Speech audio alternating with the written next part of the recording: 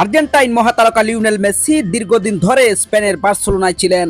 Club ফুটবলের তার বেশিরভাগ বড় বড় অর্জনেই এসেছে কাতালানদের জার্সিতে। ফলে স্পেন ছিল তার দ্বিতীয় বাড়ির মতো। সেখানকার ইবিজায় রয়েছে তার বাড়িও। ইবিজা মেসন নামের সেই বাড়িতে হামলার ঘটনা ঘটেছে।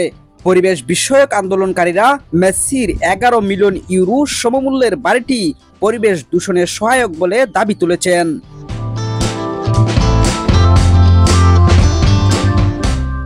আন্দোলনকারীদের সংগঠন ফিউচারো ভেজেটাল চলতি সপ্তাহের শুরুর দিকে মেসির ইবিজা ভিলায় ভাঙচুর চালায় বলে জানিয়েছে যুক্তরাজ্যের সংবাদ মাধ্যম দ্য হাফিংটন পোস্ট।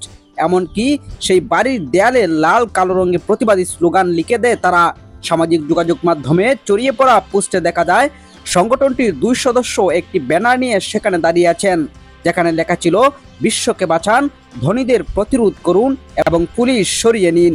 তাদের মতে সরকারের নীতিমালা জলবায়ুজনিত সংকট বাড়িয়ে তুলেছে এই বাড়িটি।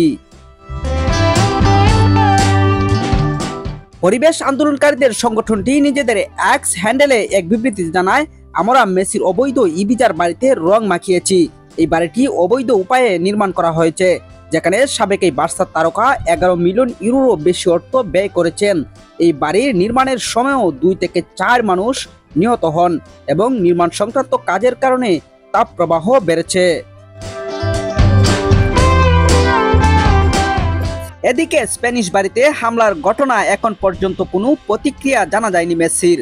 তবে ইন্টার মায়ামির হয়ে মাঠে নামার জন্য প্রস্তুতি নিতে থাকা আলবিসেলেস্তে তারকার জন্য নিশ্চিতভাবেই এটি দুঃসংবাদেই হতে যাচ্ছে।